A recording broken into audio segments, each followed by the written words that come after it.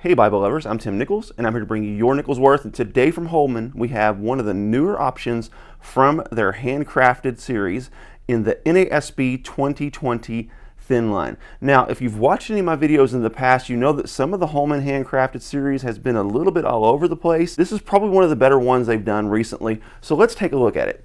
First of all, this thing is different than the previous ones because check it out. Ba-boom!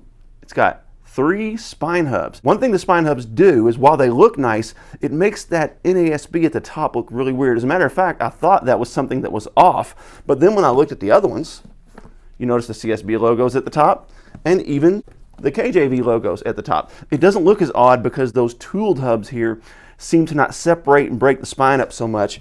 This breaks it up and it just makes this look a little off center. So what I would do if I were them is I would go ahead and center both of these to the hub point and the edge of the Bible here, just to make it look a little more centered and uniform. That just looks a little odd to me, but you know what? It's not bad. It's not a big deal. Now let's talk about the leather. This is a really nice goat skin. Now with the CSB single column that they did, the goat skin was really kind of matte finished and really stiff. People either liked it or they didn't like it. Their first one, which is the verse by verse, has that really nice goat skin, has the really nice 36 GSM paper. Everyone I've talked to absolutely loves this one. And then with the KJV, it kind of had the spongy, kind of weird leather, and it had the verse by verse text block, and the paper wasn't as high quality as these two. These two have the 36 GSM paper. In fact, I'm going to go ahead and leave them open so that we can compare these as we show the NASB.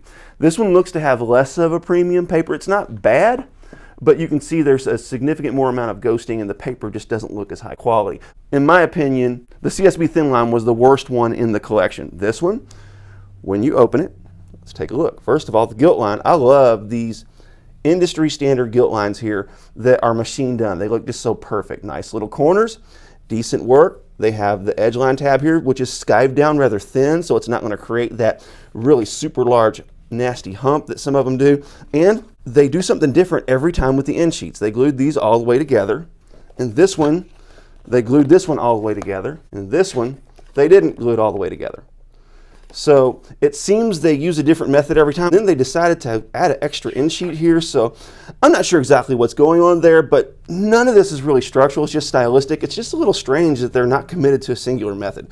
For this one, they used what they did on this one and this one, where they glued the entire end sheet together and no extra end sheet on it. We have, of course, our presentation page, and then as we get to the beginning of the Bible, it's going to struggle a little bit to lay flat, but this isn't bad for a new factory Bible. Let's go ahead and go to Genesis 1, and I can tell you right now, it's not going to lay flat.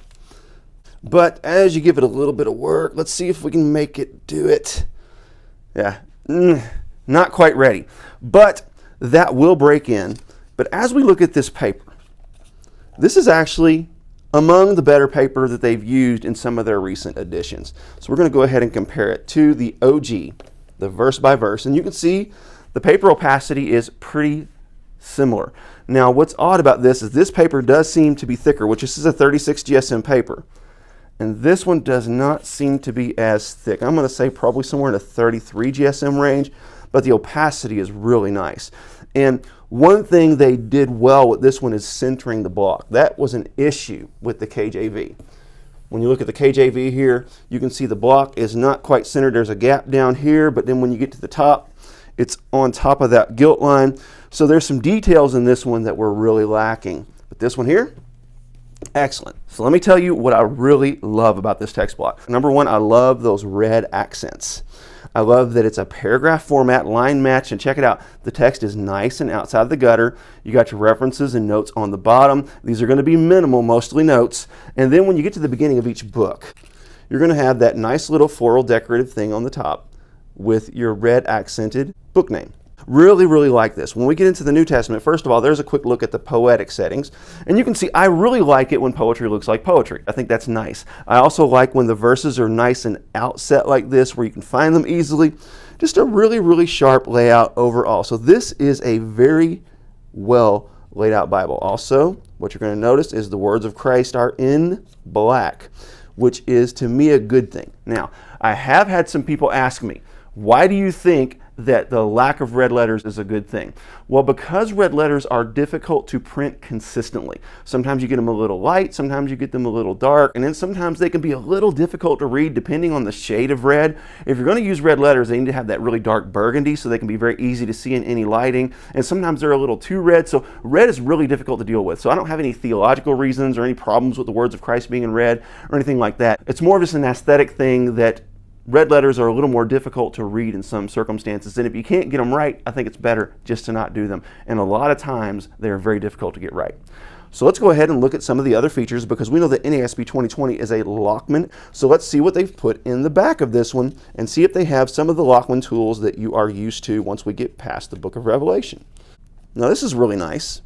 It tells you places to turn when you're dealing with certain issues. When you are blue, when you're sad, where do you turn?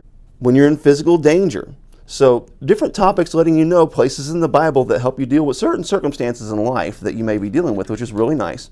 Then you have your table of weights and measures. Then you have your dry measures, your liquid measures. That's really nice. And then harmony of the Gospels.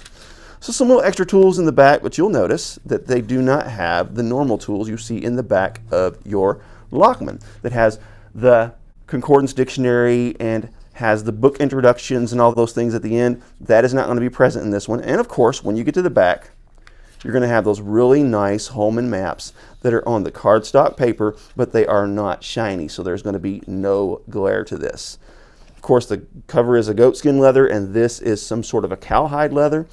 The leather is really nice and grainy. Of course, I believe this is a stamped grain, as is most mass-produced, but this is pretty excellent and nice and thin, right around an inch thick. Really like those spine hubs. Like to see them move those around just to make it look a little more centered.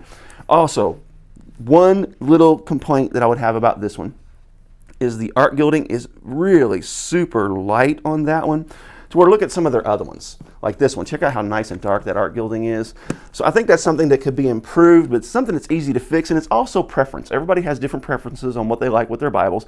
So if you're a person that likes the NASB 2020, you like a thin line, this has a 10.5 point font, it's line matched, it's a paragraph format, except for when you are in the poetry, and you really like that Holman Handcrafted Collection look, this is a good one for you. And this one has the spine hub, so it's a little bit of a different touch. So tell me, what do you think about the NASB 2020 thin line from the Holman Handcrafted Collection? God bless you. Keep calm. Jesus on. This is your Nichols Worth.